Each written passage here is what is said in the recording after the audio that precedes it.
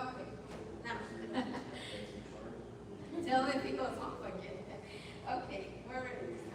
Well, thank you. Thank you. In this breakout session, we're going to talk about small groups. And Father just said, that the importance and the focus that we're going to have now with the parent children, since everybody's going to be in a small group of around about 8 people, more or less. But we're going to be dealing with people, and some of you I'm not sure if you're going to be first year or second year with parents. We can get people who haven't been in church for a long time, or even if they've been church people, we can have all different personalities in a small group. So we want you to feel prepared and feel secure that you're not alone. You're not going to be doing this small group by yourself or only with God's grace. You will have God's grace. A lot of prayers, but we want you to have the necessary tools to manage the different personalities, because if you've done small groups before or any kind of group, even at work, right? Or even here in church, dealing with different personalities can be challenging. Let's put it that way. But we have to think that people are not problems to be solved. They are mysteries to be explored. Because some of us have a tendency, some people who live small groups, myself included, is like, okay, this is the quiet one, this is the loud one, I'll fix them, I'll this it. No, they don't need to be fixed. They need God's grace, your patience, their mysteries to be solved. But we have also, besides the personalities, there's always these problems that we have that we deal with. And we've been thinking and brainstorming every year, how can we tackle this problem? Regular attendance is just it just takes away so much from the life of the small group when the people are not committed, including the small group leader, the leadership, your helper, if you have a top group leader, you have a helper.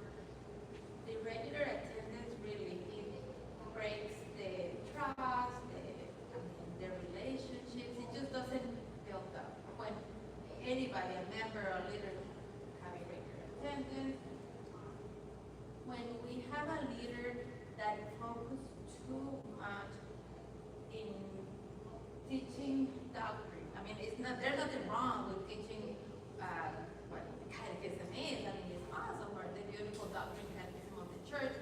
But when that's your focus, you will have a leader that talks and brings all these documents from the Vatican or Bible scripture, memorize them. And there's people with fire, right, with their faith.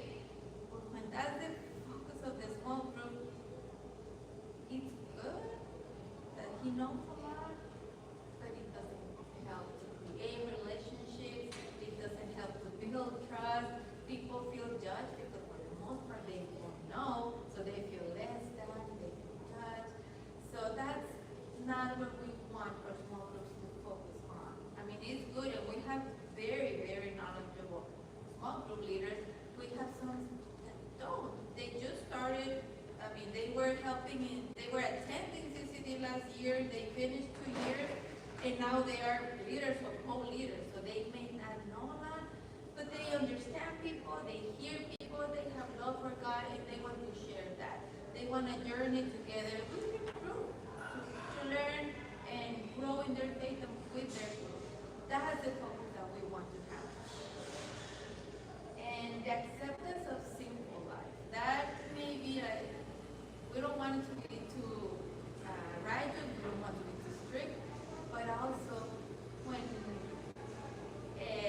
everybody in the group knows that somebody is living something very, let's say, somebody that's not married by the church and verbally express, and that's okay, and love is love, and God God knows and God accepts, and why do you have to sign a paper? Well, all those things, and it's constantly saying that to the group, and everybody, or at least the group leaders should know that's simple lifestyle. Willingly not wanting to be at the church expressing it, and everybody stays on it. You don't want to make him uncomfortable. You don't want him to feel uncomfortable. When, especially the leaders, all of you are going to be leaders, just said, and you want to keep this kind of school, it really doesn't build the trust. It doesn't help the people in the small group grow closer to God. We have to understand that all of us in the small group are helping each other to go to heaven. So when you're dealing with adults, those are for one-on-one conversations. So you're gonna hear more about how to deal with those situations later today. But we really can't just let it go. It affects the life of the small. The regular attempt focusing too much on the teaching. We're going to have awesome teaching. Videos, Father Will, Monica is gonna help us with awesome teaching. But when the small group conversation goes on, don't just focus on what they have to do. And just accepting simple lifestyles. Those three things we want to avoid. We want to help everybody get closer to God. And then we have the EGR people. These are my favorite people because I was one of them. I'm still are, but I was an EGR people. These are people you are going to get in your life. 99% of the time you're going to get at least one of them. Those are the people who need extra grace required because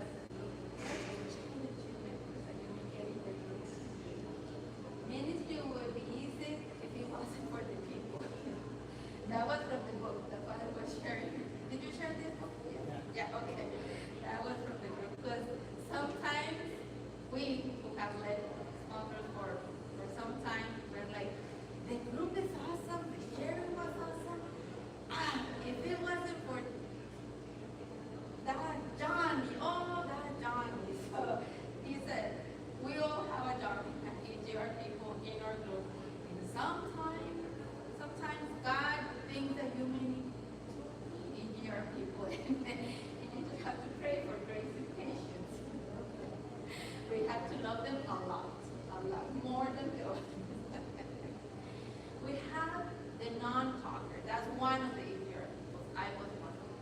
I mean, I used to hate small groups.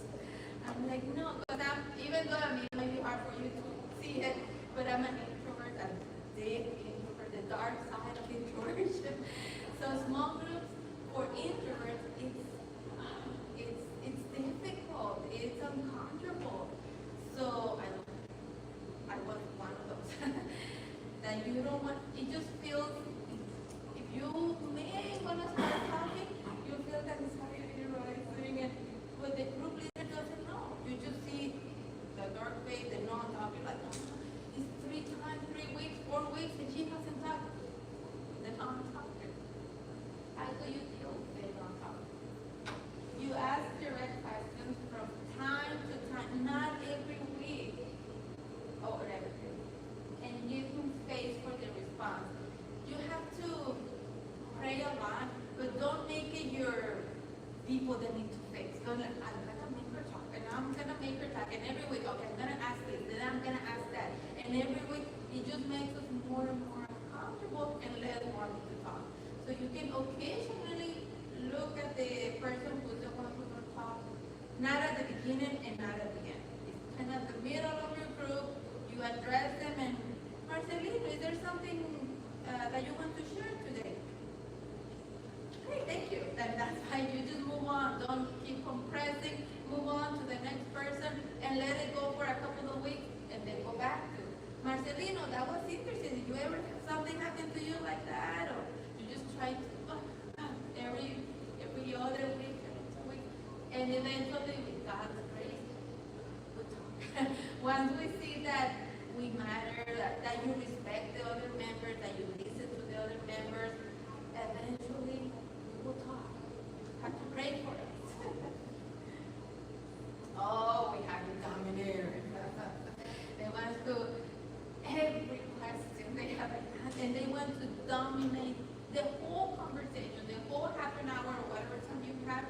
They just want to take the microphone today and want to let go. Usually they just need to be made aware of how much they are dominating the group.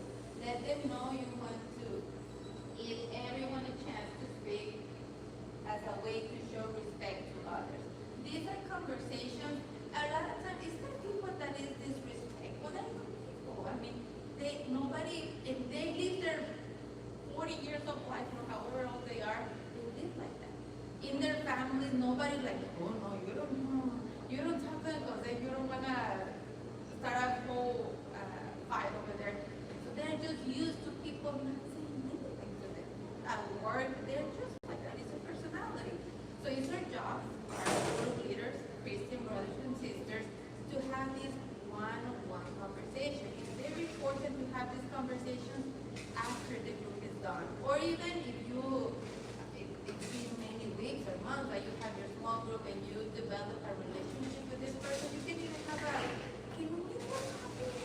I will text you and have a one-on-one conversation. If the group just started, just say, hey Johnny, can you stay after the group? I have something I want to talk to you. But after, don't say it in front of everybody. It's after, hey Johnny, I mean it's awesome. You had a lot of good points today about the talk. But remember, because you're going to learn that you're going to get small group member covenant that they're going to sign. Actually, we have a group leader covenant. And in that covenant, it says that I'll try not to, I will try to listen to my fellow group members. And it has a lot of very good points that they will sign at the beginning, the first day. So you will always can refer to that. Hey, Johnny, remember when we signed the covenant at the beginning of the group, we promised that we were going to try to let everybody have a chance to talk. And you kind of ended the conversation today and last week. I mean, it is good. You bring good points. Oh, everybody, give a chance. And even the ones who don't want to talk, we need to keep them a minute, and maybe they will. 90% of the time, it works. They just need to let it go. Then they go home and they go home thinking, and they even tell their husbands and wives, and the husband, yes, you always do, and just confirm. They just need to be, that's why we're here, to help them. And then we have the interpreter. That everybody's talking, and you, the group leader, sometimes even if you have a presenter, they will interrupt, and they have that tendency, and it's uncomfortable for everybody. Make him aware of the tendency, remind him of the value of respect for other members. Interrupting somebody else is simply like, remind him that this was discussed when they signed the covenant. So the same thing is in the covenant that will try not to interrupt when talking. And the same thing, you have a conversation after the group, make them aware of their tendencies. And for the most part, it will work. Oh, the one-upper. I am like that. That's so bad. It's so bad. The one-upper is anything and whatever you're talking about. Oh, because when I was little, I was adopted. Oh, they found me in the trash. I mean, you know, when I was a baby, or I just went with my family to Corpus Christi. Oh, I went to Orlando.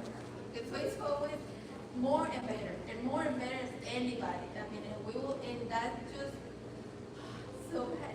No. And it's uncomfortable for everybody. And then one of the bad things about this is that then nobody wants to share. Because whatever you say is gonna be bigger and worse or better than you, but for the one of the tendency that they have. If they do it once, they will do it again. It diminishes the other members, making them feel they don't matter. Let him know about this pattern and make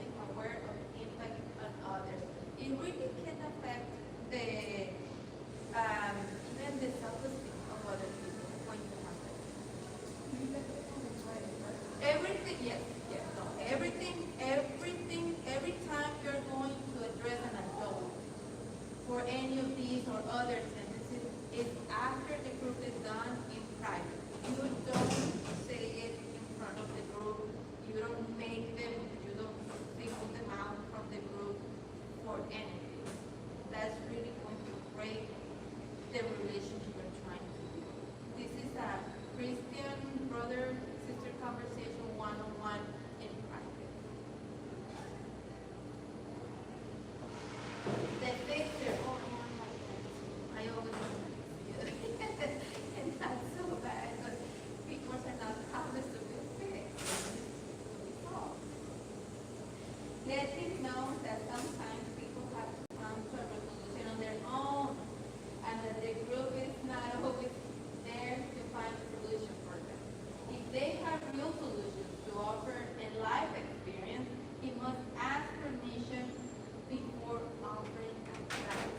Because sometimes it's just, sometimes people are not asking for advice, they're just sharing their life story. Some people are not open to advice, they don't want to ask. They just want to share. But sometimes in your small groups, and I've seen it many, many times, people have actual good advice, or somebody's saying, oh no, I'm trying to sell my house and I can't sell it, I know my neighbors tell me this and that, and somebody's like, maybe I can help him out or something. That's real solution that he could offer. He should say, the person who has a real advice or real life solution that could be benefit to that person should, after the person is done talking, hey, if you want, we can talk after the group. If you want to, and then they can take over the group. So after the group, they can continue the conversation. But the person might say, oh no, I already have somebody. He offered it. Or he tried to, we can ask. You just don't go in there and try to fix it all the time. So you have to ask. And if somebody just throws advice right or left, that's when you are there, talk to them after the group to tell them, or it's good, maybe you have a professional counselor in your group, or you have, I don't know, somebody with a lot of good experience that may be helpful, and you can say, thank you, a lot of the advice you give is very helpful, but do you mind asking the person before you give the advice, just ask the person, hey, I may have an idea how that can work out better. We want to talk after the group. So you tell them that that's how it should be handled in the small group. There's not a lot of time that you're going to have for them to talk, maybe half an hour at most, and you're going to have 8 people that you can share. And it's good if they want to talk after the group, that's better. They're gonna form lifelong relationships probably. So that is what you want them to do. Go ahead. They have to be always in the group. Maybe they even go for coffee or something. That's good. They will build relationships. But the small group, there's not enough time, and not everybody is here. So we have to respect everybody's time. So all of this and more, way more, and specific solutions for more problems that you can have in your small group is in the transforming power of small groups. So there you go. That book is it's just really good, practical solutions, pointers on how you can be the best small group leader you can. Or with God's grace, with trainings like this, with books like that, you can do it. It's easy. If me, that I'm an introvert, a fixer-upper, at everything, I can enjoy and lead small group. You can, I'm sure you're nicer than I am. So you can do it for sure. So thank you. Thank you for your time. If you need to grab some water or go to the restroom quickly, if not, you can just go out this door and inside through the wooden doors with the Francis for your next breakup session. Thank you.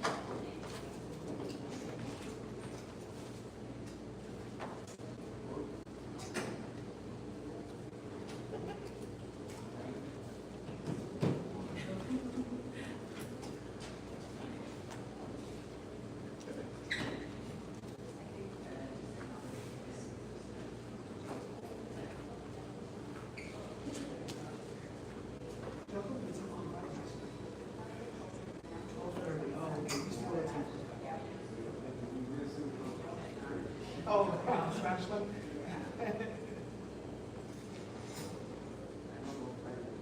Oh, okay. Better than me. I don't. No, unfortunately, no.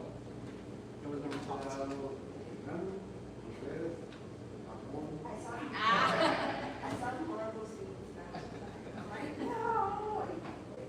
I can do a small conversational. Is that okay?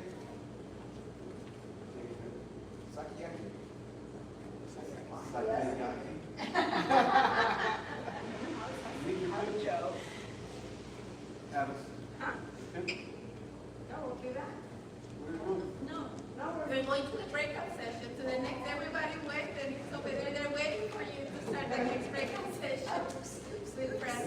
They're going to do more over there through the wooden doors. Okay. I thought we were taking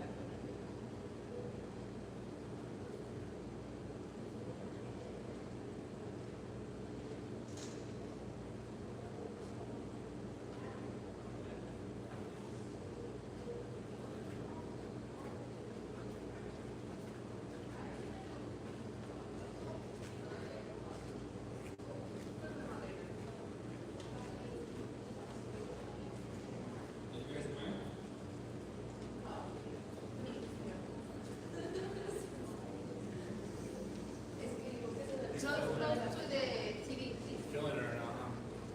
He's not very late. Please stay for that.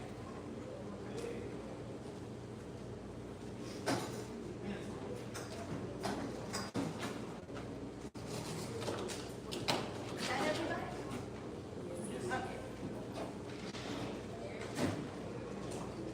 Okay, when you're coming from the video, No, that's right. no, from your friends? Supposed to go that way? Okay, that's what I thought. No, but I guess you were looking for, as long as you go to the 3 sessions, so. Yeah, they send them there. That's okay, because you're coming from Miss Francis. If you look at it. Yeah. Kind of, yes. As long as you go to, so when you're done here, you're gonna go through. Yeah, so you can go to the 3rd session. Okay, so in this session, did you get it, understood everything with Miss Francis? Okay, in this session, we're going to talk about the problems you may have leading your small group. Some of them, yeah, because if we were gonna tackle every problem you can have in small groups, we're gonna be here hours and hours. So, first, small problems, small groups, small groups are made out of people, and you have people. You're gonna have different personalities, different point of views, different perspectives, because we have to understand that people are not problems to be solved. They're mysteries to be explored. That's from that book that Father Will shared, The Small Transformative Power of Small Groups. And when I read that, I was like, well, that's true, because for the most part, when I started doing small groups, I'm like, oh, I can see the problem in this person, and I go, oh, I can fix it. And I can't fix anything. I mean, it's God and God's grace. We don't have to be in that mentality of, oh, what's wrong with that kid, or that you're gonna be with teenagers, right? All of you are gonna be with teenagers. Oh, teenagers, we love teenagers, we love them.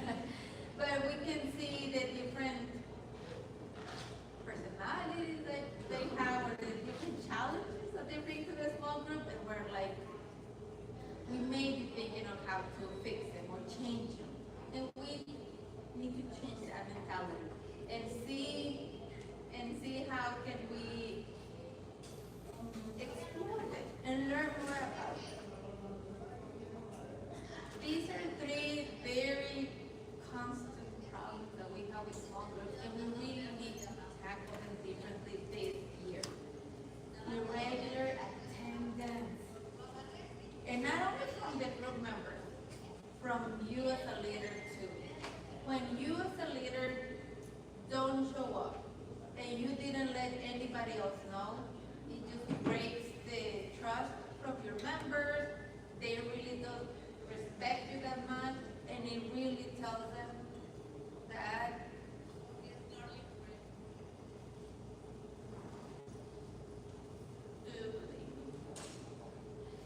when you have irregular attendance as a leader, it tells your group members that you don't care because you didn't even told them, you didn't even find a replacement.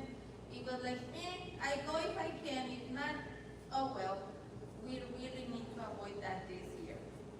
Now you're gonna have a different responsibility that you didn't have before, is that when you're not gonna come, you don't text Miss Francis, you don't text Ali, you don't text none of the leadership. Before you start, where are you coming from? The video? Yeah. There, Miss Francis has the parents. So she told them to come over here. Miss Francis has one of The them? group with the parents. The group of the parents? Yeah, the group. Oh, the adults, the ones that are gonna be with the Yeah. adults. But they haven't seen the video, right? They just finished the video. You haven't seen the video? They Oh. like swapped like this. Oh, okay. They go over. So you're gonna have to give me.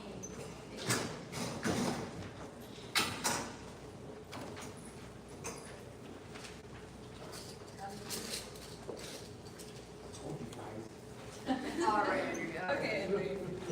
It's okay, it's well. You just follow the leader. Follow the leader. No, talented leader. If you, can you see it? Oh. It's good, yeah, we were gonna do, and then they came the wrong way, I said, no, but I told you, okay. Okay. Oh, yeah, but, yeah, because he went, but he was not ready yet, so. Okay, okay, well, you're gonna see me now, so, hopefully you can understand me a little bit better. But in this section, we're gonna talk about some of the problems you may have with your small group. Even though you're going to be with kids, there are challenges that may approach when you have 6, 8 kids. That's maybe 10 might be the biggest group that you have. Oh, you're gonna be with the little ones. The baby. Whew. Okay, I'm sure you may have more. But for the most part, we're going to try to make it 10 at the most for each small group, 8 to 10. That's, and there are even some groups, oh, but you're gonna come Tuesdays or, I don't know, you're not big. You're gonna come Mondays? Mondays. So on Mondays, we have smaller numbers, so we have groups from 4 or 6, so it's going to be a smaller group. But if you have 4 or 6 or 10 children, you're gonna have different personalities, different ways they're being raised, so challenges will approach. But we have to think that what we can say that children are not problems to be solved, they're mysteries to be explored. So don't try to fix that child or what's the problem with that child. Just think about it. They're mysteries to be explored, to learn from them, to understand them. But there are deeper mysteries than other mysteries. So we can have some challenging kids among your group. Before we go into the different personalities, I want to talk about 3 big problems that we may fall into as group leaders. One is the irregular attendance. And we're tackling the attendance of your members differently this year. Hopefully, it's a better approach, but we're talking about your attendance. As a small group leader, it's very important that you have regular attendance. When you don't come on every week or every time they have class, it really tells your children, I know it's gonna sound bad, but that's how they see it. That you don't care. I mean, you come when you can, when you found the ride, when I was feeling okay. But if something more important came, she doesn't come. So when you have irregular attendance as a leader, it doesn't build relationship, it doesn't build trust from the children, and they're not going to listen to you. You may know a lot of things, very beautiful things that you tell them, but they're not going to listen to you because you are telling them that you don't care, but not showing up constantly. So this year, the leaders, as you probably heard in the video number 4, you're going to have a different responsibility that you didn't have last year. This year, you're going to have to find a replacement for you. Don't just call Francis or text Francis or just don't show up. We can't have a small group leader with that mindset. We're gonna ask from you that if you know you're going, as soon as you know you're going to be absent, if it's something that's planned or you have something at school or at work they told you to work later that day, or you have a sick family member and it's your time to go take care of them, those things you know ahead of time, a week or two before. You need to talk to your co-leaders. I don't know if you're going to be leaders or co-leaders. There's going to be 2 of you in each small group. Talk to them and tell them ahead of time. And you're going to have all those days to find a replacement for you. So as of right now, start thinking. Not somebody that's already in the program the same day you go, not that person. Think of somebody else. Somebody you went to retreat with, somebody you see at Mass, and other people you see here at church or any other function. They need to have a base, the training that, yes, they,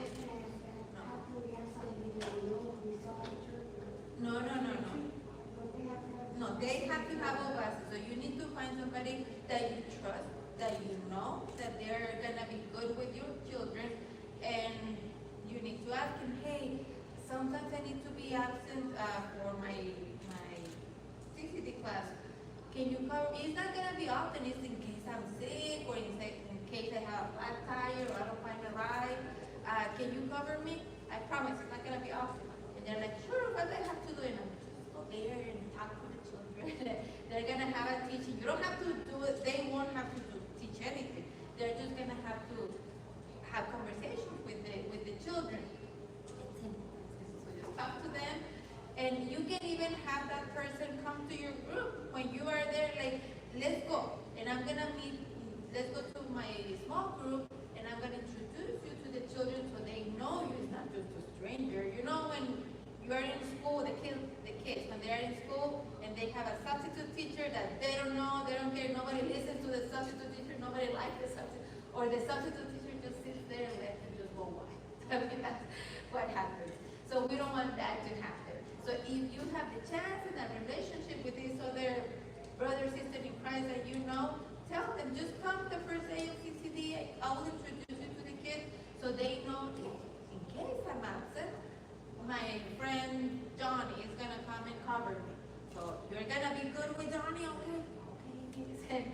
So they know that you care so much about them that you are telling them that if for any reason, if I get sick or whatever, I have somebody that's going to be with you. I'm not going to leave you alone. So that says to the children, oh, they really care. I mean, it's like, wow, it's like my mom, it's like my aunt, that was my grandma, whoever takes care of them, that they like, if mom doesn't have somebody that's going to take care of me, she finds somebody. She doesn't just leave me alone. So that's what my CCD teacher is doing. So it's going to mean a lot to them. Oh, okay.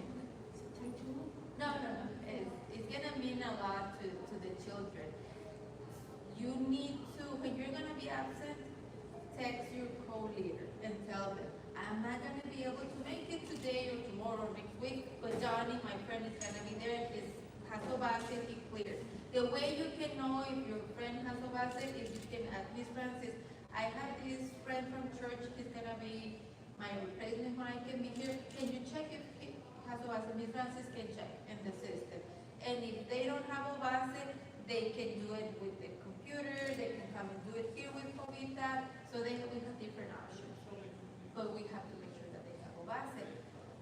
And we understand that life happens, we really do. I mean, you're coming on time, but there's an accident and there's traffic or there's a flat tire or something that you can't prevent. I mean, we all know that life happens. You need to text your colleague and make sure that they know that you're either not making it or you're gonna be late and it's too late to tell your friend.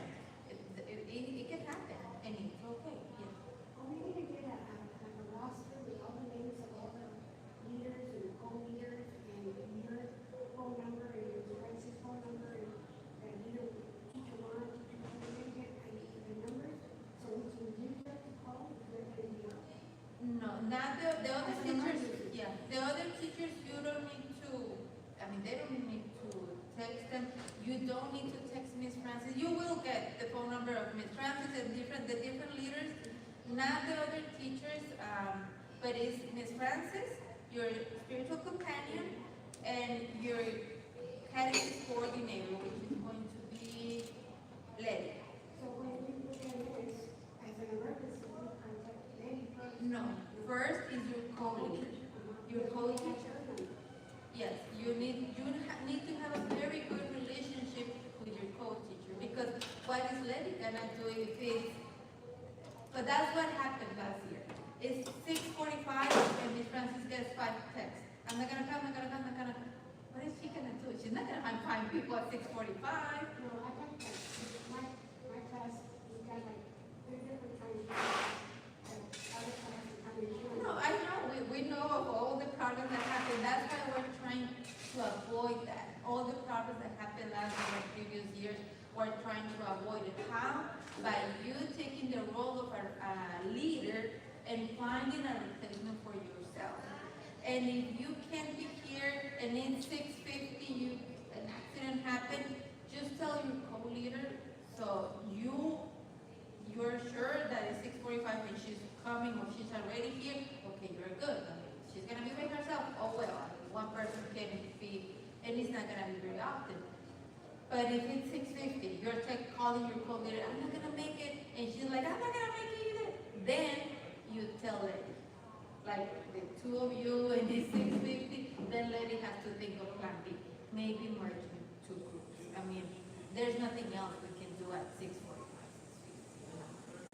So, but you and you and your co-leader, both of you, it was last minute, both of you is too late to talk to your replacement. I think that's not gonna happen very often. So it's just a worst case scenario.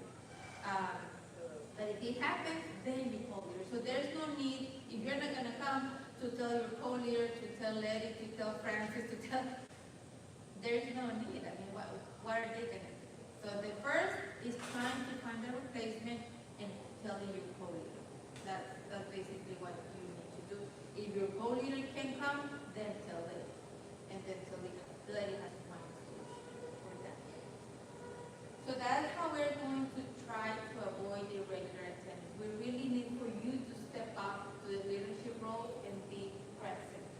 We need to avoid focusing so much in teaching, whatever the teaching is going to be. You don't have to focus this year that the children learn all of this and learn all of the prayer and learn what I was saying, the 10 commandments. And you need to focus on growing a relationship with the children, that you know them, that you know how their week went, what are the names, which school they go to, that they feel comfortable sharing their life with you. If you get to that point that they are comfortable sharing their life, they want to know about your life too. You can tell them when you're telling them about your life, tell them about how you will integrate God into your life, and those things, to the point that you feel comfortable. But if that happens with you and a child, they feel comfortable enough with you, then that's when they're gonna start opening their hearts and learning about the lesson. And they're not gonna memorize a whole 30-minute lesson that was said, but some things are gonna start, some seeds are gonna be start planting in their hearts because they see that whatever it was said is important to you. Because you will be important to them, then the teaching because it's going to matter. But first, you have to matter to them before they open up to that teaching. So you're gonna have time, the small group sharing time, about half an hour. Don't try to, did you learn this and you learn that, and then you're talking to them another half an hour. If you talk very little and they talk the whole among themselves and to you, and in some of the conversation was about the video, that's it. That's all we do. What do you mean by half an hour? Only have half an hour and 15 minutes? Yes, but first is going to be the teaching. Oh, so you're gonna go with, you haven't gone with Francis, right? That she's gonna talk to you more about how they did it. And then, the children that are supposed to, what they're going to do in this week, Francis is gonna talk more about that. Yeah. Well, the simple lifestyle, we're not gonna talk about that, that's more for us. Well, these, the easier people, the easier children, are the children that have their extra grade requirement. Because there's some children that just need a lot of grace from God. Because ministry would be easy if it wasn't for the people. Oh, yes. That quote is from the book that Father will show, the powerful, the transformative power of small groups. Because it's people, it's not God, it's His people that make things difficult. Because sometimes in your group you're gonna have that one kid that doesn't talk, and they don't want to talk, and you ask them and they don't want to share. They're the quiet, the shy ones, or they will start crying because they have anxiety. And that's okay. I mean, we are not gonna focus on trying to fix them. The way you approach one of your kids that don't talk is by asking him direct questions. Because the president will give you questions to ask to all of the kids, but the quiet ones or the introverts, I'm an introvert, so I don't know how to talk to one of them. I was difficult in my small group. We need to be asked direct questions, and not every week. Don't I'm gonna be, oh, not every weekend. The first question you're gonna ask the quiet one, you're gonna, are you guilty? Don't do that. Just count him as one more from the group. You ask open questions to everybody, and every other week, or you can let 2 weeks go, you ask the quiet one. So Johnny, that was pretty interesting what she said. Did something like that happen to you? You let that go, and you keep on going to everybody else. And then next week, you don't talk to Johnny. And then the following week, everybody's talking about their vacations. And then, Johnny, but you need to be direct. And when everybody kind of settle down. Because if everybody's talking, we, the quiet ones, we're not going to talk. So and not at the beginning or the end of the group. It kind of has to be in the middle of the time frame. Not at the beginning, at the end. When everybody's kind of settled down, it's like, Johnny, did you went to vacation in the summer or something? Maybe he's not. Okay. Maybe next time you can share with us. And you let him go, don't pressure, don't.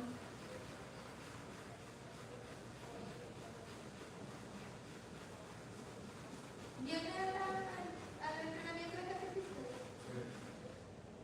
Pero en español, eso está a la hora. Sí, ahorita es en inglés.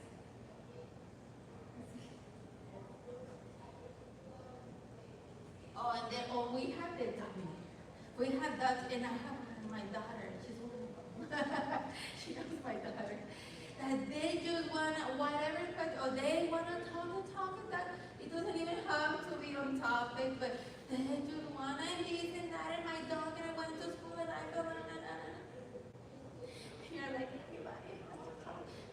Your role is to try that everybody shares, and you kind of want to point it to whatever was discussed. It's okay if they share about their life, but you kind of want the conversation to go with the topic. But you have those dominators, and it's just so hard to like, hey, I mean, down. Usually, they just need to be made aware of how much they are dominating the group. Let them know you want to give everyone a chance to speak as a way to show respect to others. So normally, nobody tells them anything. Like my daughter, everybody knows at home, and she just talks and talks, and then we're like, we're cooking, yeah. I mean, we don't tell them anything, so they're used to be like that. That's the way we are, and nobody tells them anything. Normally, they just need to be aware of their tendencies. So it's like, Johnny, you've been talking a lot today. Let everybody else share, okay? And we're gonna hope that Johnny slows down. And if he continues with the same tendency that day, you need to wait at the end of when the group is done, say, Johnny, don't leave. Let's talk. And when everybody's leave, you sit down with Johnny and have a one-on-one. Hey, Johnny, I know your parents are waiting for you, but I know you had awesome ideas and things to share today, but remember, because you're going to have a covenant that you signed with all the things they're going to promise to. You're responsible. And you're going to have a covenant that your children will sign. Even if they don't know how to read, you are going to read it to them. So I said, Johnny, when we signed the paper, you promised that you were going to let everybody else talk. And today you were not letting people. Can you try next time to next time you're going to sit with me. And if I tap your shoulder, we're going to let everybody else talk. Okay, can we try that next time? Okay. Then you're going to, yeah. But, so in the beginning, we always have a set of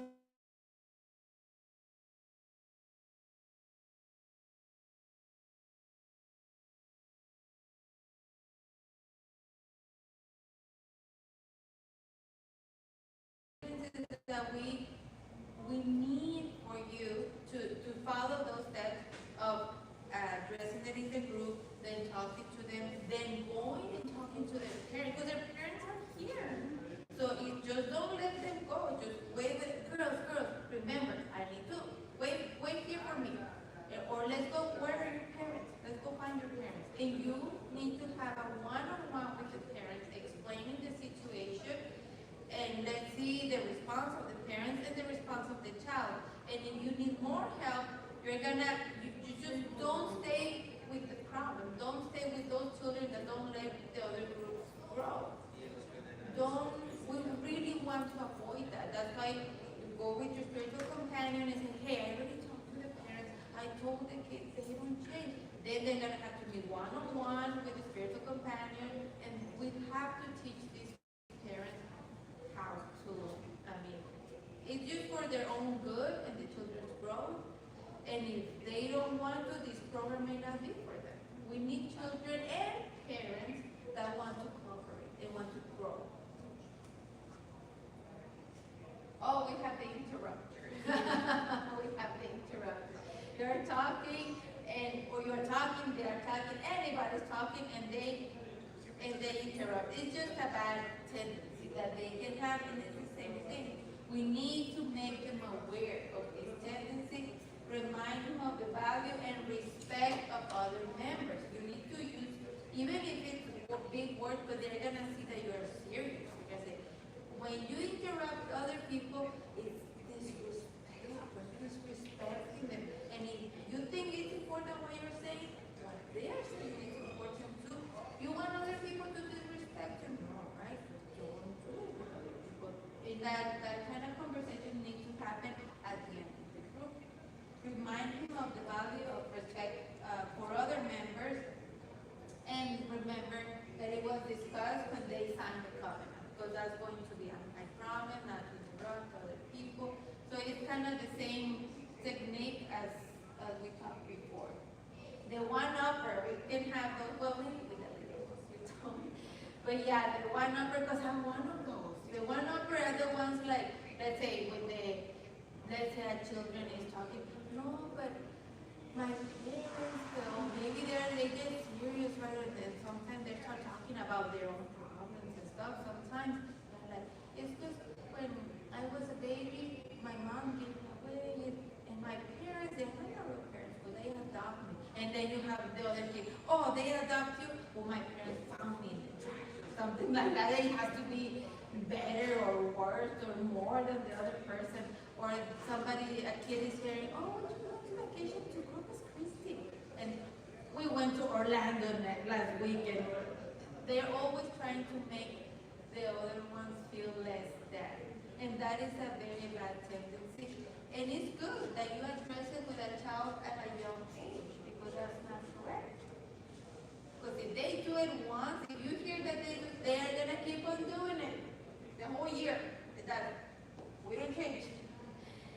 But this tendency diminishes the other members, make them feel they don't matter. Let him know about this pattern and make him aware of the impact on others. They just need to be aware that they are interrupting, being the one-upper, or dominating the conversation. They just need somebody, maybe nobody has ever told them. So that's why you are there, to guide them and guide their personality with the help of their parents. The fixer, well, this one is not too much with the children, that's more with the adults. The ones, whatever problem anybody has, you want to fix it, right? Because this PowerPoint was made for the adults.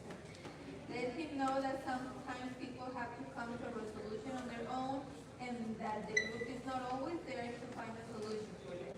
If they have real solutions to offer and lack experience, people have permission. Can we just wait a few minutes? I'm sorry. That's why I told you guys, if you don't see people coming into your group, don't come out. Thank you.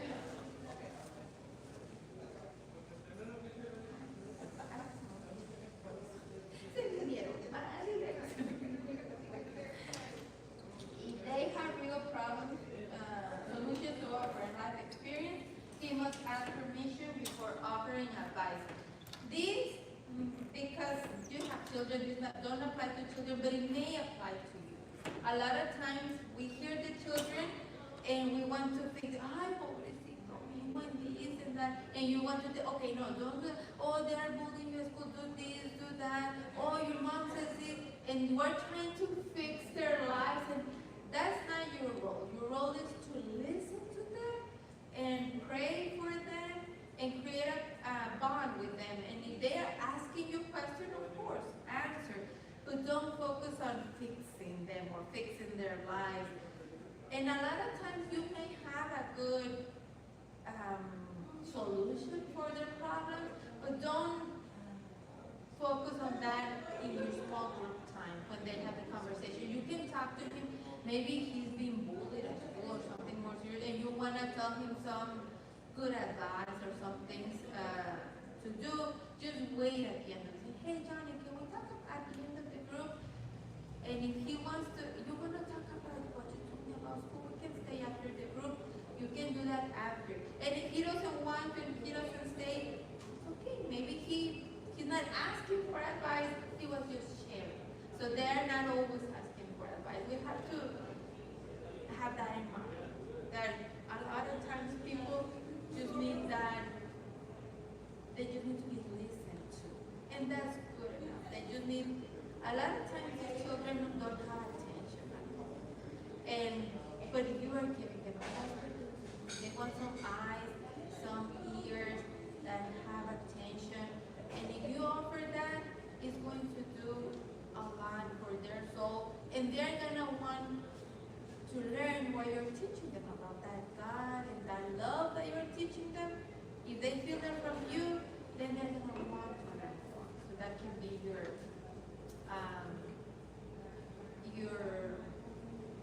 focus on growing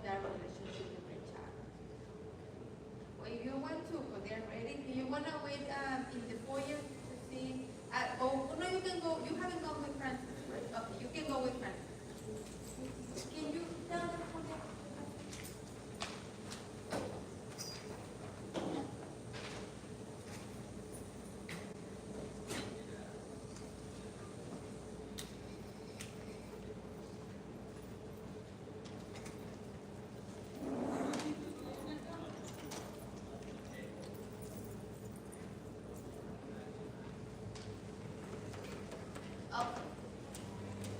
Otra vez. Thank you. También, porque no tuvimos tiempo, pero ya se está grabando. Mira, se está grabando. We're gonna do it now en vivo. ¿Le puedes cerrar? Sí.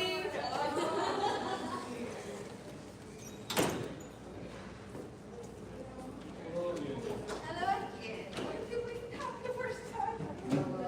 Oh, we had the people in our conference, we saw their mysteries. There are deeper mysteries than other mysteries. We were like that. Then we talked. You went with Francis already and you watched it.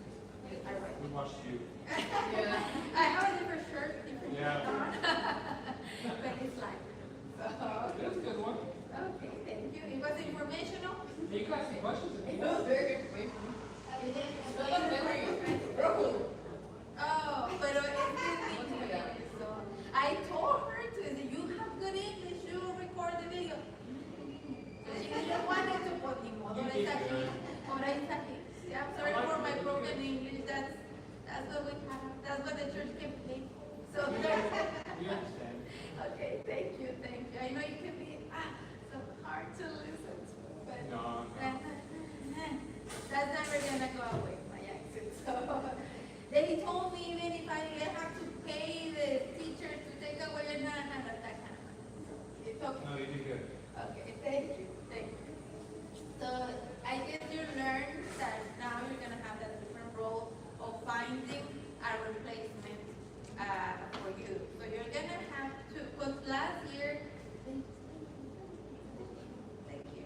Last year, previous years, we did have that problem that leaders just don't show up or show up when they can or when things work out, then you show up. But it really doesn't help create a bond with the group. And it just shows lack of respect to their own time. And basically you are telling them that you don't matter. So that's how a small group member sees it. It may not be the truth, but that's how they feel and see it, especially if they are not coming with you. So a lot of them are not coming so, and if you don't show them respect by if you don't show them respect with your own time by showing up, it just makes it hard for you, for them. You don't build trust, relationship. So we're gonna ask for you, to think. Who? No, not somebody that's already coming. All of you are coming on Sundays, right? Sundays. So not somebody that's already coming on Sunday. So somebody else, the church people, think. Somebody that went retreat with you, somebody that is irregular in mass and person, a brother or sister in Christ that you know. ¿Todo bien, Martin? Okay. And the first thing is that you can ask them, hey, I'm gonna have our CCD confirmation on Sunday, but they told me that I have to have a replacement. It may not be often, but what if I get sick or I have to travel a few times, I don't know, 2-3 times a year, that can you go and be my replacement? And then, sure, just let me know a day before or whatever. You need to have that name and give it to Miss Francis for her to check. Ahorita que vaya a decir una cosa, for her to check if that person has a license. You can just have, he's my friend, he's really nice, he's good with the question, so well. They have to be clear with the base. And it's actually good, if you can, to bring that person one of the Sundays that you are there, so you can tell, this is Johnny, and Johnny's gonna be here in case I can come see you, and I found everything for me. So you need to be good with Johnny. He's gonna be here when I don't come, or next week that I'm gonna go on vacation, Johnny's gonna be or something like that. So they know that you took that extra step. You care so much about them that you even found somebody to be there when you're not gonna be there. And that applies to you too, guys. Because some of your people that know they're gonna come help on Mondays or Tuesdays, so they're not necessarily on Sunday. So find somebody that can be there. Even your mom, you can ask your mom to be there. No, no, no, no, they're not father, but your moms, all of your moms can come and be. I think mom, they told me they're gonna kick me out of confirmation if you don't go and take me today. I mean, and they will come and be there. To yes. So even if one is You need to talk to your you're the leader of the co-leader, talk to them and it's how comfortable both of you are. And they're like, no, but it's okay, I can take it, I'll be there for sure, I'll be there. Then you don't, it's a conversation that both of you have to have. I mean, at least it's ideal that two people are there, but if you can't and that person feels comfortable, then it's good. The problem is that, oh, no, sure, I'll be there, don't worry about it, and then they have a flat time. And they don't make it, and then nobody. So that's the only, we prefer that two are committed to be there because life happens. I mean, if the replacement and the co both get a flat tire, then yeah, that was God or something. So that's a lot. Because we don't want you to, before, I know you don't text friends, but before the adults, at least they will text Francis, oh, I can make it at 6:50. Well, before when it was at 7. And Miss Francis will get 5 texts at 6:45. I can make it, I can make it. What she cannot do? I mean, she can be in 5 groups. So that's what happened last year throughout the year, and we need to avoid that. Because the teenagers are like, okay, now we merge with this group, now we're moving here, now we're moving past, and that. What are we doing? So it's just lack of respect. It shows how lack of preparation, lack of responsibility from leadership, so it just doesn't do good to anybody. So that's what we're asking. It's a lot to ask for you, but we're asking you to step up to the role of leadership. It's going to be on you. There's no need to text friends you're gonna be here. It's only between you and your co. With both of you gotta make sure that somebody's in that group. If both of you are not coming and you couldn't find your replacement and it's, what time is your class? 1:30 and it's 1:25. I guess you can text because Ali is in charge of the. You can text Ali, but what is she gonna do? I mean, at 1:20, she's in mass. I mean, okay, she's gonna reply okay, but having to merge your groups or whatever, which is uncomfortable for everybody. But we want to minimize that. We want to focus on teaching doctrine. That's another problem that we had in previous years, especially because I heard classes in confirmation, so sometimes it was a little sad. I mean, because it was just teaching forever, and you're not gonna make those kids learn 30 Bible verses and both, or all the 4 pillars of the doctrine of the Catholic faith, and I mean, first you have to earn trust and all of those things that what we talked about. So it's good, the teachers are gonna be there.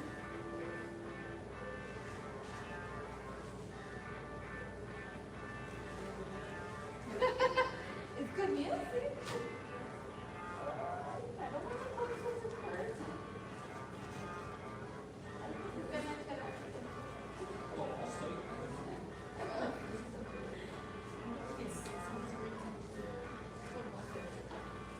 Bueno, we want, yes, there will be a teaching, of course, and you are going to be in confirmation class, so it will be an important teaching, so that's good.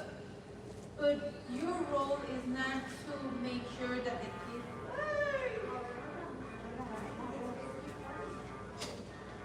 I better have info and they're going to have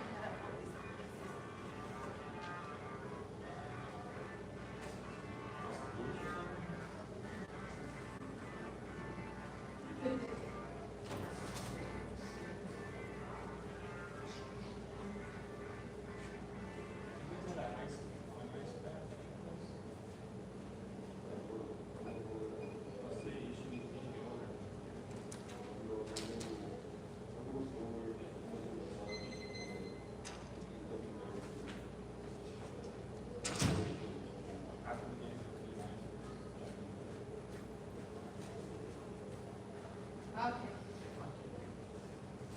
So, we don't want to focus so much on that teaching that it was said, and you're going to receive the small group questions, 3, 4, or 5, and sometimes you're gonna receive them, sometimes you're not.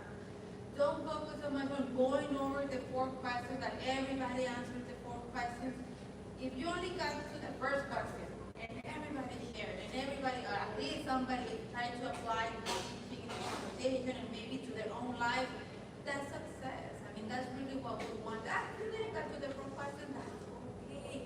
We kind of barely mentioned what it was there, that's okay. Especially at the beginning of the classes. Yeah, maybe the second semester you really want to focus the conversation on the teaching, but the first semester don't stress it so much. Acceptance of simple lifestyles. Well, that's important. I'm trying to think of an example for you guys. Well, let's say one of the teenagers expressed verbally with very that they don't think you should be married by the Catholic Church. I mean, that's a waste of time. That's just for show. God knows, love is love. That's being married by the Catholic Church. Somebody said something, and then this teenager is like, no, that doesn't matter. That's just signing a paper. God knows if you love somebody, love is love and whatever. Why do you have to be? No, I'm against it and I'm against it. So they have totally expressed being against Catholic teaching, let's say. And just letting it go or not going, because especially in the second year, I know you're going to be first year or second year. The second year confirmation, they're completely prepared by the sacraments. And one of the children who's going to receive confirmation expressed to be totally against Catholic teaching. It is your role to address it, but it's better with teenagers not to address it in the group, in front of everybody. You can just be like, what do you guys think about Catholic marriage? And they're gonna go crazy. The conversation will be about that.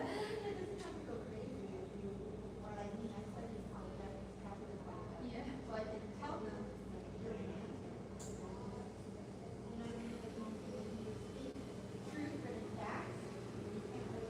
But if you, that's I guess where focusing on that, you want that conversation to flow, to go, to hear them, to listen to them, and the statements that you can hear can go crazy, and it's okay. that's what I'm saying, like, instead of, you still have to immediately focus on that. But at the same time, like, there's a lot on something, we don't want, we need to, like, make sure that the teenagers, everything is like, I work in school, you know, if you allow, if you don't address it, then you're telling all the teenagers that it's okay. You kind of do have to address it. No, you have to. But also, like, at the same time, like, shut it down and manage it, like, manage it. But after, like I said, but after you heard it, if you shut it down and stop it right there, then no, they're wrong because this is it. Okay, then you are telling them, I mean, they don't know what they're gonna share is if Catholic teaching or not Catholic teaching, if it's right or wrong. But if you shut it down there, o sea, might as well don't share anything because what if it's wrong? I don't want to share. So after you hear everybody, and it's tough sometimes to hear this and that. Really? Oh wow! And then you just listen to them, and then you know when the time is gonna be, and then like they might, and 99% of them, they may ask you. So Miss, what do you? Da, da, da. They may ask you. So when they that's my time. When they ask you, that's when you respond. If they don't ask you, and the thing just went off, well, when it's getting close, let's say the last 5 minutes, they're like, okay, guys, I know, I mean, that was pretty interesting, but the church says this and this, and then you can go and close it in that form, but they get the feeling that you listen to them, that you didn't single them out. But when he said that he was wrong, the Catholic Church,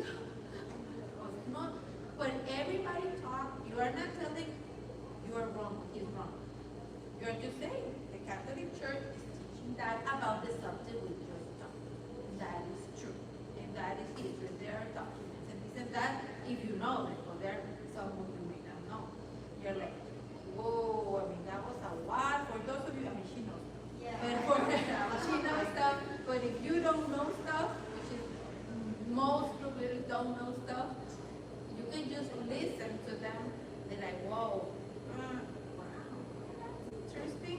What do you think? What do you think? Wow. They may ask you, and if you don't know, like, what do you answer? Well, that's a very good question. I'll ask Ali next time, and I'm sure she's gonna have a good answer for you, because Ali knows. Ali knows a lot of stuff. So you can have, or if by any chance they got needed, and Ali might be available, you can look in, she's in your room, or she's in your room. You can go and say, Miss, they're talking about this and that. What do you think the church says? But then if they ask, you go and find somebody. Or if they don't ask, you can say, I think that's kind of not right, or I don't think the church agrees with this or that. But let's continue next week. No, no. Yeah.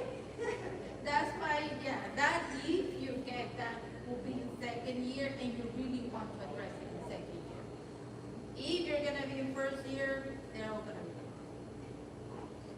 All of them. Well, you make it one of you make it for two.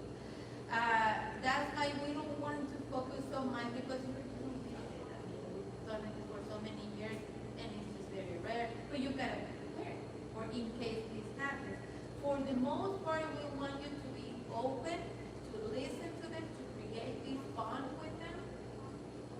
But we really do have to address the simple lifestyle that is not what you think, or God is gay. No, I mean, we are there to love each other and to listen to each other. If the conversation goes that way, and then they ask you for your opinion on what the church teaches, then we're not there to single out anybody. We do need to address it. And then we talked about EGR people. No, we didn't talk about EGR people. You're gonna have EGR people in your group. I don't have to, but I know you will eventually. Well, actually, if you get to have EGR people, then it's because EGR people are those teenagers with extra grace, those special ones, those because ministry would be easy if it wasn't for yeah, it's not God, it's people. Yeah, it's not God, it's people that make the ministry difficult. Oh, they don't talk. You're gonna get a lot of this. But a lot of times, teenagers, when I gave this teaching to the adults or to the children, we do have the introverts, and that's okay. I mean, even though it's hard for you, but I am an introvert. Hardcore introvert, the dark side of introversion. So when I started in small groups, I wasn't on top. And it's a pain to be the group leader when you have that one to see their week after week and not talking. So what do you do if you're not talker? With teenagers, it's not only that they are introverts, it's that they're learning life, they don't like it, they don't want to be here. It's a lot of anxiety, depression. It might be a lot of things. So it's not only that we need to ask him direct questions from time to time, not every day, and give him space for a response. So with the non-talker, don't have it in your mind to, I'm gonna make it. It's my goal to make it talk. And then every week you go, and at the beginning of the session, you ask him questions. And every time you pick on him, then really you pick on them to ask him. And every time, at the beginning, at the middle, at the end of the group, until I get him talk. It just makes it more and more uncomfortable for us because we're singling that person out. What you do is never at the beginning, never at the end, always kind of in the middle of, you're going to get like half an hour, something like that for a small discussion. Kind of the middle of your half an hour when nobody else is talking, when the group kind of is settled down, that's when you can ask direct questions to that quiet one. So, hey, it was interesting when Nancy said, did something ever like that happen to you? Some open questions that you can kind of tie with the teaching, or one of the questions that they gave you, ask directly, and when nobody else is talking, and they feel like, okay, well, Angela, and just move on. Don't make any, like, you never told me. Move on smoothly and ask somebody else. Not next week, but the following, maybe every other week. Try to here and there to the point, little by little. And if it's a no and a no, don't feel discouraged. Eventually, normally it takes like a semester. Maybe next semester they will open up, but don't make it your mission. As long as that quiet one sees that you care, that you are real, that you are not fake,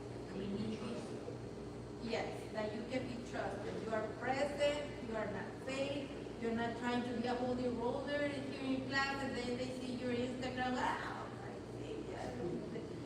So, they see you're present, you're real, that you care, that you respect them, eventually, with the quiet ones, the dominator.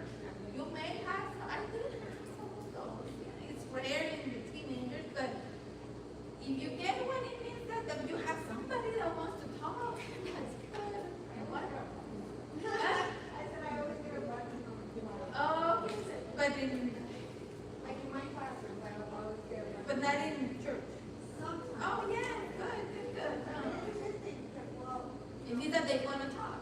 yeah, but they also help out. That was- They They like to keep do the computer. Don't work. yeah, and they, but the other kids get used to having, he has all these questions, and they let them talk, and they don't make an effort to talk, because they know they're gonna talk. So that is a problem, to have, the ones who want to talk and talk and talk and talk, and a lot of times it doesn't even have to do with the teaching, they just want to talk. And even if it has to do with the teaching, it's lack of respect and time of the other people, and you are discouraging the ones, like introverts who are waiting when they, no, they're not going to interrupt the dominator, they won't talk. So usually they just need to be made aware of how much they're dominating the group. Let them know you want to give everyone a chance to speak as a way to show respect to others. A lot of times, nobody has ever told of these tendencies. At home, they know the way they are, or they're just like that. You just need to talk to them, but it's a one-on-one conversation in private, never in the group. Like, hey, no, like, don't do that. Don't do that in front of the whole group. It's like you're like, trying like, hey, thank you very much. Let's hear somebody else. Let's hear what everybody else thinks. And then I like, hey, Johnny, can you stay after the group? I gotta talk to you. And then, yes, what happened? Then you do the one-on-one conversation. Yeah, I know you have a lot of good ideas and right inside. But remember, because you're gonna have that covenant that they have to sign at the beginning, and in the covenant it says that you're gonna give time to others, respect them, and not interrupt, not let them talk and all. Remember, we signed the covenant, and you promised you were gonna give time to others to talk, and you're not doing that. So you just need to be aware, one-on-one conversation, and even you guys, that you are teenagers, you're gonna be leaders, so you need to step up to the role, and you can have those one-on-one conversations with those teenagers, but after the group, and with them.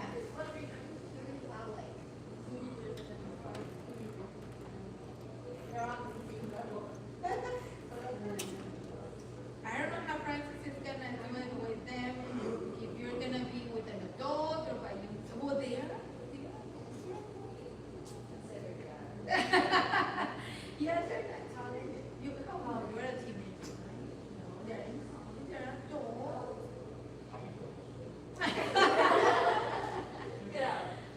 But I think my personal belief is, but that's my personal belief, is that they are It's like when you have a very young teacher in high school, you know, that the kids wanna see them as equal, but they have to earn the respect of the group by being strict, leading by example, and those, they have to earn the respect of their group because they are leaders. So I see, that's the closest example I can think of, the tendency of high school kids when they see a recent graduate teacher that looks like them, they want to misbehave, they want to say bad words and everything. Ah, bro, it is. I'm not of the teacher. So it's gonna be up to them. They can step up to the leadership role and set that boundary. The interrupter.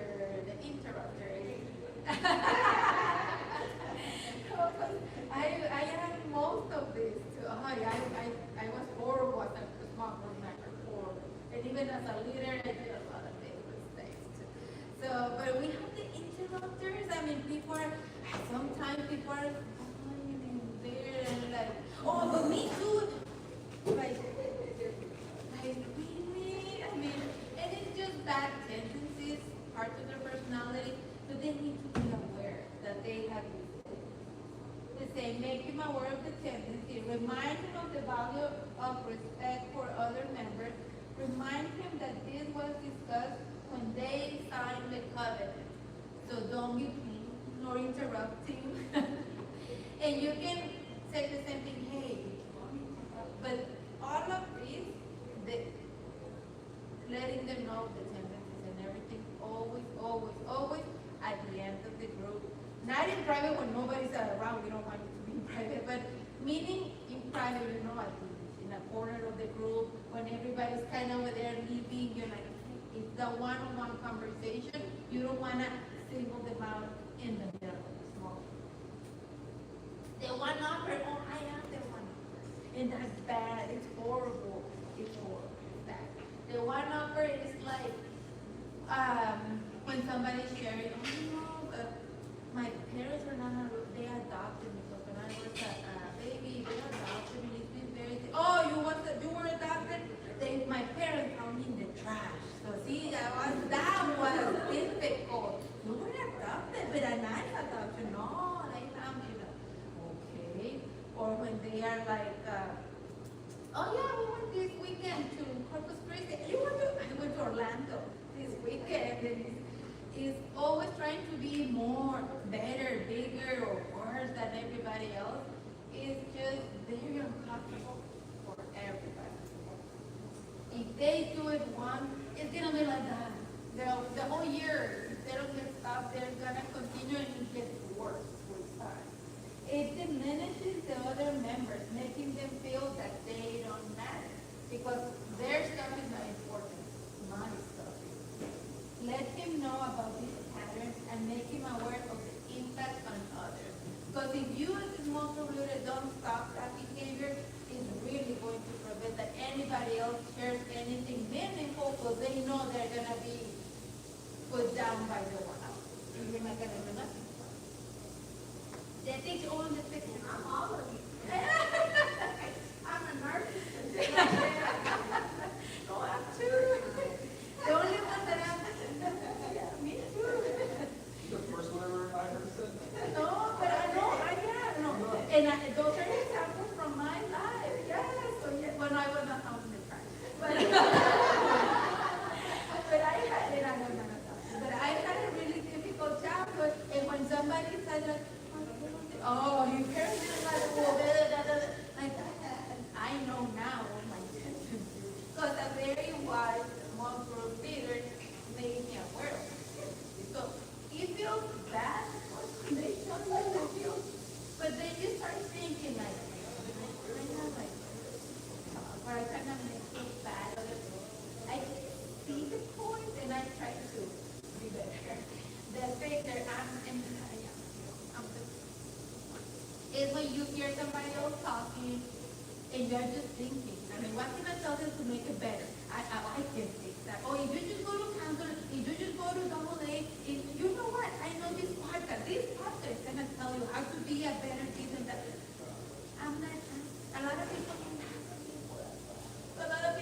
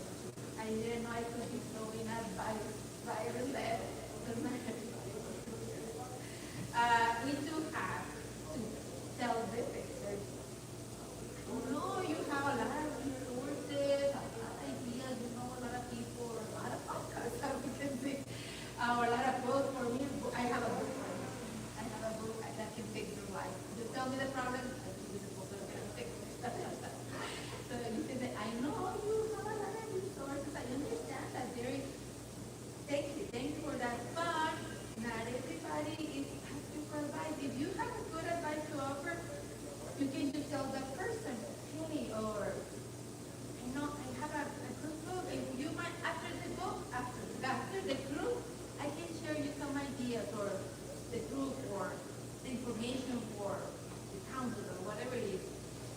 If you want, after the group is done, we can meet, and maybe they're gonna go with you, because some people do and appreciate it, and about what the counselor that you said. And sometimes they're not, they're just gonna walk. I mean, because they don't want to hear it. And it's okay. But you can't be trying to fix everybody when the importance of the small group is that you give them time to express it. Just by sharing what's inside of them might be a healing right there. By having somebody that's actually listening, when having a leader that's making everybody else quiet, or making everybody respect my time to talk, it makes me feel that I matter. I may not feel that I matter at home or at school, but in here, they listen to me. They're not making fun of me. So that's what we want them to feel. Not so much that they learn everything about the church and stuff. We want to, especially the second year for confirmation, but all of this work should be done the first year. Earning their relationship. Excuse me? Yes, I don't know if it was, I forgot it, I just that it was when we tried, yeah, everything that says in the group, we try to keep it in the group, yeah, whatever it is, like what happens in the group stays in the group. But I'm not sure how it's gonna be. This year, because it's on Sunday, but she's using the, I'm not sure how she's gonna say. What did you want with Francis? Yeah. She should have. The bigger girl is going to have a bigger room.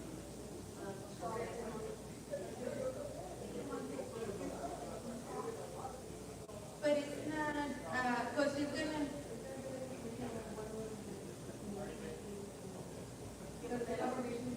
But let's say, in here is 14 people. You don't have 14 small groups. So if it's a group like this, you may have 6 groups. So 6 groups are separated in this area. So it's not like you're back to back. So that's gonna help.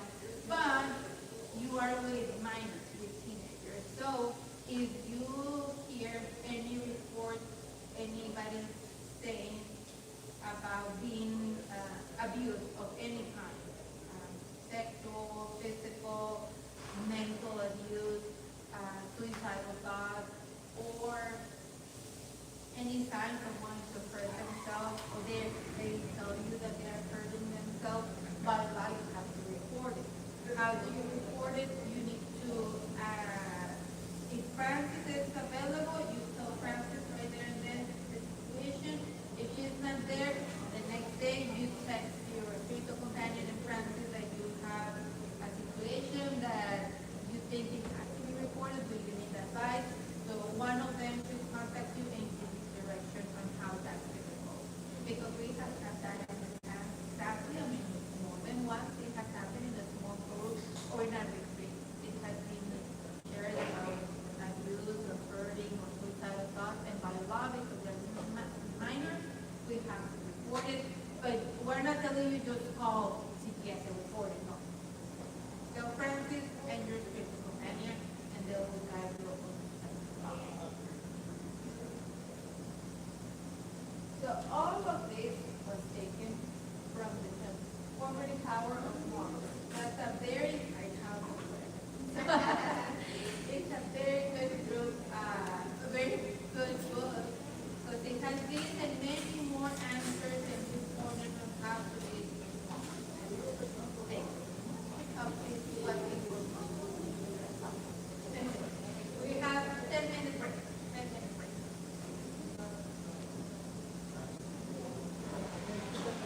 10 minute break. Oh, that's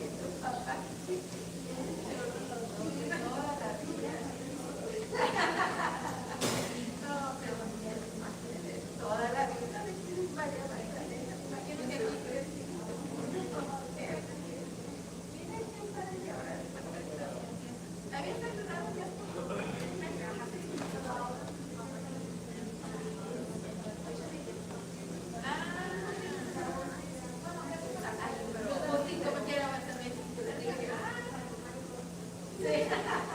Pues si va así bien, me dice para agarrar gas. Ah, qué bueno, que te ayudar. Estamos tratando de reinventar el programa este año por distintas cosas, pero sí nos falta compromiso.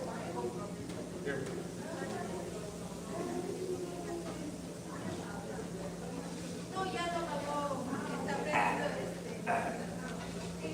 I know, but that's the best for you.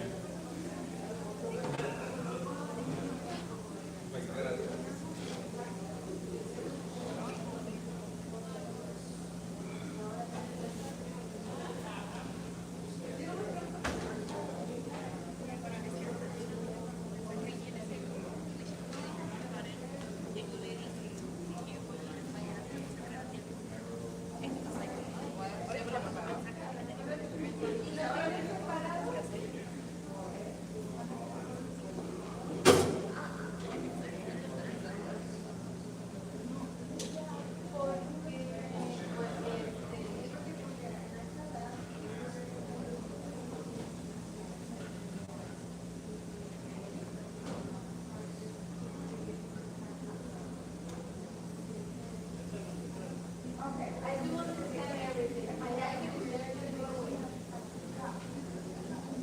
And they get out there. Why we have to have a board. Pero de hablar y que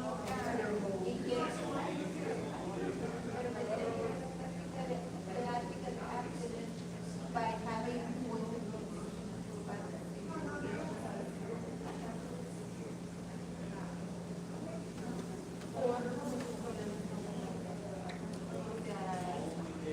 bueno, por ejemplo,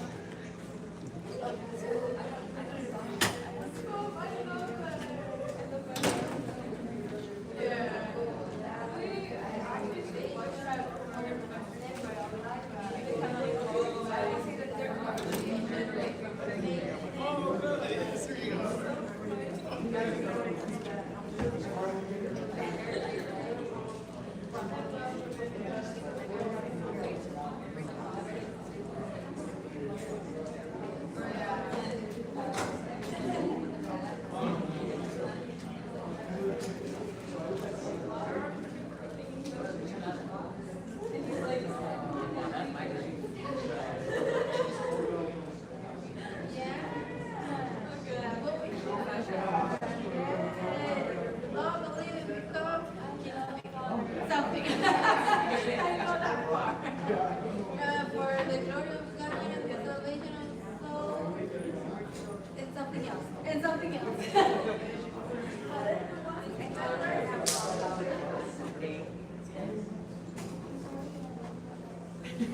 Yes, it was